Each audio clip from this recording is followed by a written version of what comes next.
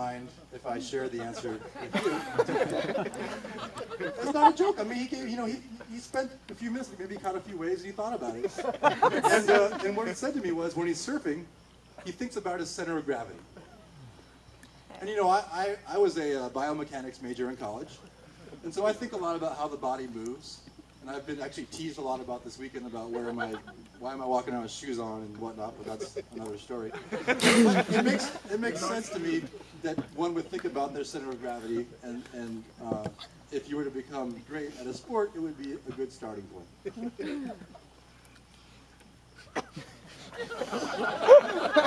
Now, your center of gravity is located a bit below your belly button, somewhere between your stomach and your back, and it's surrounded by your core muscles, and it's right there. It's where all your movement initiates from. And so, long before these conversations of core muscles became commonplace in modern vernacular, Joe was thinking about his core. And it's interesting that many surfers think that you can learn something about a person by the way he surfs. And it's sort of a weird and radical idea, but in some ways maybe it's not. I mean, I don't think many people would balk at the notion that you can learn something about a painter by her brushstroke. So why not learn something about a man by the way he surfs? So here's the theory that this speech is really about. It's that Joe is the Joe that we all know and love because in a very broad and general sense, he thinks about his center of gravity. Now, weird, sure, but give me a chance. So I'm going to support this thesis with 3 data points. More science than lawyer, but whatever. If you want to give me, I'll take it. So point number 1. During the average work week, Joe sleeps in his truck about 3 to 4 nights a week. It's not because Kelly's kicking him out of the house. It's because he's an archaeologist. He goes on digs.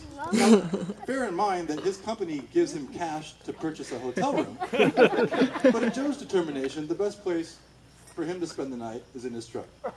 So that's data point 1. Now, those of you who don't know Joe very well are probably here because you're family of Kelly's or maybe you're friends of Kelly's, and you're probably asking yourself, what the heck is Kelly doing marrying a guy who sleeps in his truck? Down by the river. Is this what we imagined for our little Kelly Stubley? Who sleeps in his truck? Sorry, Dad, she says. So this is data point 2. But here's the thing about Kelly. Is if you know Kelly, then you know she's a smart gal and she can take care of herself. So she's decided that Joe is the man for her for a reason. So that's data point 2. Kelly's decided that she wants to marry Joe. So we've got sleep in truck. Kelly wants to marry.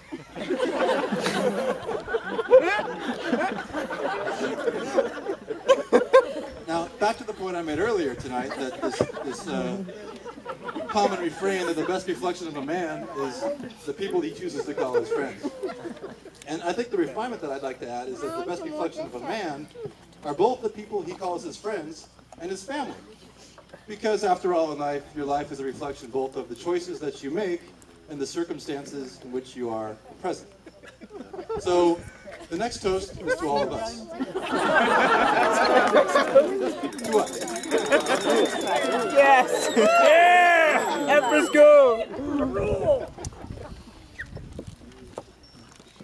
Thank you for your enthusiasm. Now back to my theory. So Joe's life, imagined as a line drawn through time and space, connects sleeps in the truck, Kelly wants to marry him, and all of us. And that's a pretty sweet line. And I'd like to suggest to you that Joe is able to draw beautiful lines, both in and out of the water, because he thinks about his center of gravity.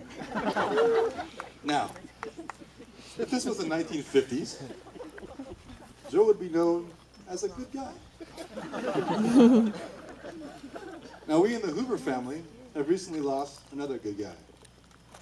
Joe and my grandfather, Robert Benton Hoover. So the next toast goes to all of those who are here only in our hearts, but not here with us today. Right on.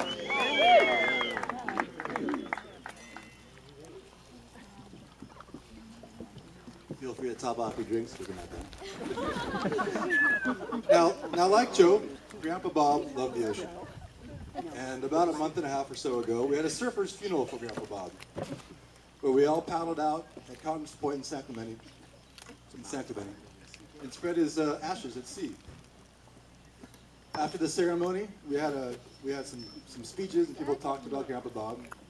Uncle Stan, who's hiding his shiny head right there with the hat, spoke about a time when he was a younger man and how he looked up to Grandpa Bob and what a good guy Grandpa Bob was.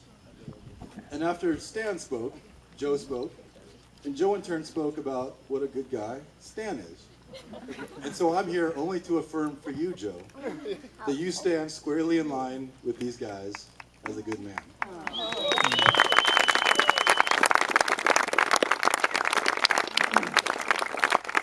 Now, Joe's a good guy because, once again, he pays attention to his center of gravity.